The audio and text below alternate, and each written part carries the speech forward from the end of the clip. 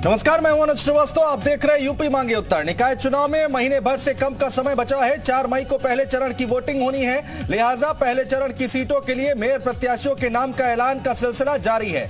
सपा ने अपने 15 मेयर प्रत्याशियों का ऐलान कर दिया है। बीएसपी ने 3 तो वहीं कांग्रेस से 2 मेयर प्रत्याशी मैदान में उतार दिए हैं। बीजेपी की लिस्ट अभी जारी नहीं हुई है। कहा जा रहा है कि बीजेपी प्रदेश अध्यक्ष भूपेंद्र चौधरी दिल्ली में मौजूद हैं, जहां टिकटों को लेकर शीर्ष नेताओं संग चिंतन मंथन जारी है। माना यह जा रहा है कि बीजेपी की पहली लिस्ट आज देर रात तक जारी हो सकती है। फिलहाल बीजेपी के 14 मेयर हैं, जिनमें से कहा जा रहा है कि 11 मेयरों का टिकट कट सकता है। उधर सपा ने जो 15 मेयर प्रत्याशी उतारे हैं, उसमें सपा ने सोशल इंजीनियरिंग का खास ख्याल रखा है। तो निकाय का बिगुल बज चुका है। 4 मई और 11 मई को मतदान होगा, 13 मई को नतीजे आएंगे। ऐसे में सवाल यही है कि निकाय की जंग में यूपी किसके संग है, चर्चा करेंगे। लेकिन उससे पहले एक रिपोर्ट देखिए।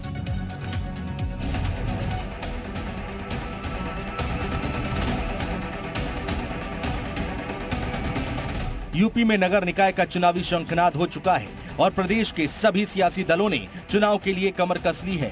इसी कड़ी में बीजेपी ने भी अपने प्रत्याशियों के नामों के ऐलान के लिए मंथन तेज कर दिया है। लखनऊ से दिल्ली तक बैठकों का दौर चला। शुक्रवार को लखनऊ में मैराथन बैठक के बाद शनिवार को बीजेपी प्रदेश अध्यक्ष भूपेंद्र चौधरी दिल्ली पहुंचे। उनके साथ संगठन महामंत्री धर्मपाल सिंह भी दिल्ली पहुंचे। दोनों ने पार्टी अध्यक्ष जेपी नड्डा और संगठन महामंत्री बीएल संतोष से मुलाकात की। संभावना जताई जा रही है कि बीजेपी किसी भी वक्त प्रत्याशियों के नामों का ऐलान कर सकती है। जानकारी के मुताबिक लंबे समय से पहले चरण के दावेदारों के नाम पर मंथन हुआ। 3 नामों के पैनल पर स्क्रीनिंग कमेटी ने मंथन किया, जिस पर शनिवार को आलाकमान की अंतिम मुहर लग गई। अब बस नामों का ऐलान होना बाकी है। सूत्रों के मुताबिक मेयर और नगर पालिका अध्यक्ष के नाम पर चर्चा करते वक्त जातीय समीकरण का भी खास ध्यान रखा गया है। शुक्रवार को कोर कमेटी की बैठक से पहले बीजेपी मुख्यालय पर दिन भर मंथन चलता रहा। इसमें क्षेत्रीय अध्यक्षों से पूछा गया कि कौन कितना पुराना कार्यकर्ता है, उसका क्षेत्र में कितना प्रभाव है, उसका अपने क्षेत्र के बीजेपी पदाधिकारियों से संपर्क और संवाद कितना है। इसके बाद में फाइनल लिस्ट तैयार की गई, जिसे कोर कमेटी की बैठक में लाया गया। निकाय चुनाव को बीजेपी लोकसभा चुनाव का सेमीफाइनल मानकर चल रही है। ऐसे में पार्टी ने निकाय की जंग जीतने के लिए खास व्यूह रचना तैयार की है। ब्यूरो रिपोर्ट, जी मीडिया।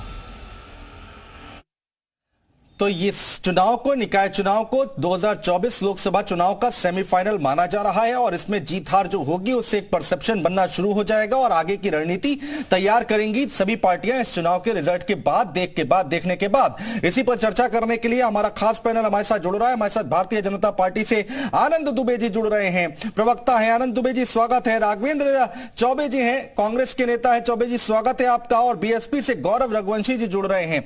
आप सभी का स्वागत है। बाकी एक एक के मेहमान हमारे साथ आगे भी जुड़ेंगे, लेकिन सबसे पहले आनंद दुबे जी, चर्चा की शुरुआत आपसे। हर कोई सोच रहा है कि बीजेपी की लिस्ट कब आएगी। इतना विलंब, इतना देर, इतना टाइम क्यों लग रहा है? कौन सी ऐसी रणनीति बन रही है, जरा बताइए। जी, आप मुझसे पूछ रहे हैं? जी जी, आप ही से पूछ रहा हूं। जी पूछिए, मुझे सुनाई नहीं दे रहा। नहीं, मैं ये कह रहा हूं कि भाई समाजवादी पार्टी ने 15 प्रत्याशी निगम के उतार दिए हैं, बीएसपी ने 3, कांग्रेस ने 2। भाजपा के प्रत्याशी की लिस्ट इतना टाइम क्यों लग रहा है? लोग कह रहे हैं कि ऐसी कौन सी रणनीति बीच, आपके लिए तो कहा जाता है कि भाई आप 12 मास चुनावी मोड में रहते हैं, तो लोग कह रहे हैं ऐसी कौन सी रणनीति बन रही है? देखिए, सभी पार्टियों के कार्य करने का अपना एक तरीका है। समाजवादी पार्टी का अपना तरीका, बहुजन समाज पार्टी का अपना तरीका, कांग्रेस का अपना तरीका, भारतीय जनता पार्टी का अपना। जहां तक बात है सूची की, तो सूची बहुत जल्द आ जाएगी। और सबसे बड़ी बात यह है कि देखिए, हमारे यहाँ पूरा संगठन चुनाव लड़ता है। हमारे यहाँ संगठन की शक्ति से हम चुनाव के मैदान में जाते हैं। हमारे कार्यकर्ता दिन रात जनता के साथ जुड़े रहते हैं, उनकी सेवा करते हैं और संगठन के कार्य और संगठन के जो योजनाएं हैं वो लगातार चलती रहती हैं। इसलिए जैसे ही घोषणा होगी, जिस भी उम्मीदवार को टिकट मिलेगा, पार्टी के जिस भी कार्यकर्ता को पार्टी तय करेगी कि उसे यहां से चुनाव लड़ना है, तो पूरा संगठन उसके साथ हो जाएगा। तो ऐसा हमें कोई अलग से तैयारी नहीं करनी है कि कोई कैंडिडेट आ जाएगा तो फिर उसका परिचय कराना है या इस तरह का, क्योंकि संगठन को चुनाव लड़ना है और संगठन की पूरी शक्ति कार्यकर्ता। आनंद जी, मैं इसलिए कह रहा था कि अगर टाइम से अगर लिस्ट सामने आ जाती है तो प्रत्याशियों को थोड़ी सहूलियत हो जाती है। विजय उपाध्याय जी भी आ गए, स्वागत है विजय जी, आता हूं मैं आपके पास। तो सहूलियत हो जाती है, तैयारी करने में समय ज्यादा मिल जाता है। जो भी भारतीय जनता पार्टी के जो भी संभावित उम्मीदवार हैं, जिन लोगों ने भी दावा किया है, ये सभी लोग लंबे समय से अपने क्षेत्र में सक्रिय हैं, सभी लोग कार्य कर रहे हैं, क्योंकि एक कई कार्यकर्ताओं ने आवेदन किया है। तो निश्चित रूप से पार्टी को समय लगता है कि जो हमारा सबसे बेहतर कार्यकर्ता हो, जिसका समन्वय सबसे ज्यादा हो, जिसके पदाधिकारी पार्टी के साथ जिसका तालमेल अच्छा हो, जिसकी स्वीकार्यता ज्यादा हो, इन सभी गुण और दोषों के आधार पर ही पार्टी सूची तैयार करती है और उसको जारी करती है।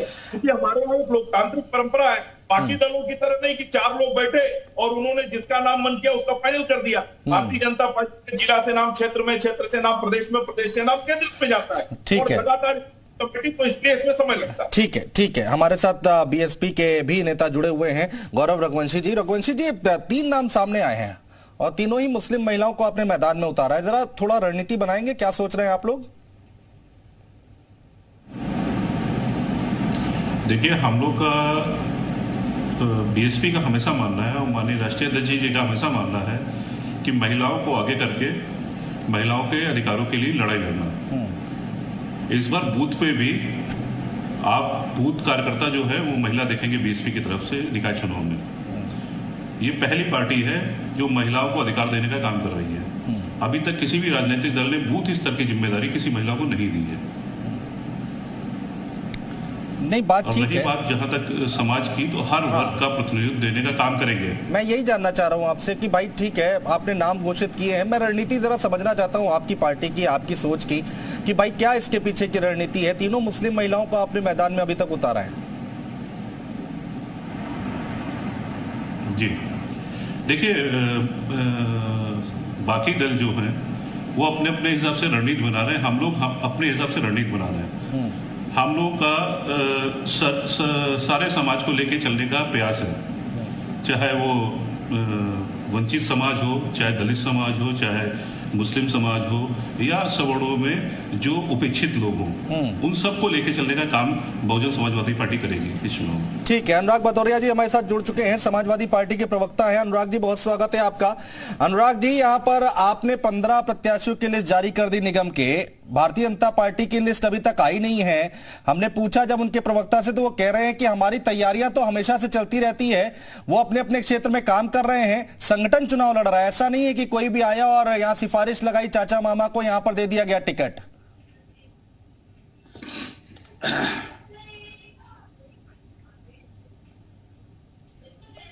अनुराग जी, आवाज आ रही है आपको? जी आ रही है जी। मैं आपसे ये कह रहा हूं कि यहां पर भारतीय जनता पार्टी की लिस्ट अभी तक आई नहीं है, लेकिन आप लोग बहुत आगे चल रहे हैं। अच्छे खासे प्रत्याशियों के नाम आप लोगों ने घोषित कर दिए और इस बार सोशल इंजीनियरिंग का भी बड़ा ख्याल रखा है आप लोगों ने। देखिए, समाजवादी पार्टी हमेशा अपने काम पे विश्वास रखती है और अपने जो कार्यकर्ता होते हैं हमारे, और जो हमारा संगठन होता है, वो मिलकर प्रत्याशी का चयन करते हैं। अब दूसरा दल का तो मुझे पता नहीं, चूंकि जहां पे 17 तारीख की नॉमिनेशन लास्ट हो या और जगह और भी तारीख है, लेकिन मेरा मानना है अगर आपके पास कार्यकर्ता होते हैं, आपके पास संगठन होता है, तो आपको लिस्ट जारी करने में कोई दिक्कत नहीं होनी चाहिए, जैसे समाजवादी पार्टी ने इतनी जल्दी जारी की है। क्योंकि जब आप 12 महीने काम करते हैं तो फिर आपको कैंडिडेट खोजने में दिक्कत नहीं होती। हाँ। लेकिन आप काम कम करते हैं, परसेप्शन ज्यादा बनाते हैं, माहौल ज्यादा बनाते हैं, तब शायद आपको ये चीज सोचना पड़ता है कि कैंडिडेट कहां से लाएं, किससे लाएं, जिससे परसेप्शन बनाया जाए। लेकिन अगर आप जमीन पे काम कर रहे होंगे तो आपको कैंडिडेट खोजने में दिक्कत नहीं होती है, आपको उसको अनाउंस करने में भी दिक्कत नहीं होती है, आप लिस्ट बहुत जल्दी निकाल देते हैं। क्योंकि आपको पता है कि भाई यही लोग हैं जो काम कर रहे हैं, ये कैंडिडेट है जो इतने दिनों से संगठन चाहता है इसको लड़ाना, क्योंकि ये काम कर रहे हैं वहां। तो क्या समझे अनुराग जी, क्या समझे कि बीजेपी को कैंडिडेट नहीं मिल रहे, जिताओ प्रत्याशी नहीं मिल रहे? उनका ये समझ लीजिए ना कि उनका संगठन काम नहीं करता, जमीन पे उनका काम होता नहीं है, जमीन पे उनके पास ऐसे काम करने को है नहीं लोग जो काम करते हो। वो थोड़ा मीडिया मैनेजमेंट ज्यादा अच्छा करते होंगे, इसलिए शायद वो मीडिया में तो ज्यादा अपनी बात कह पाते हैं, लेकिन धरातल पे उनको नहीं मिल रहे होंगे, क्योंकि कई ऐसे कैंडिडेट हैं और जो उनके आपस में जिस तरह की चर्चाएं सुनने को मिलती हैं, तो खींचातानी काफी रहती है कि तय होने में दिक्कत होती है। और तय होने में दिक्कत क्यों नहीं होगी? जब कार्यकर्ता जमीन पे काम करेगा तो तय होने में दिक्कत नहीं है, जब जमीन पे काम नहीं करेगा तो तय होने में दिक्कत आनंद दुबे जी,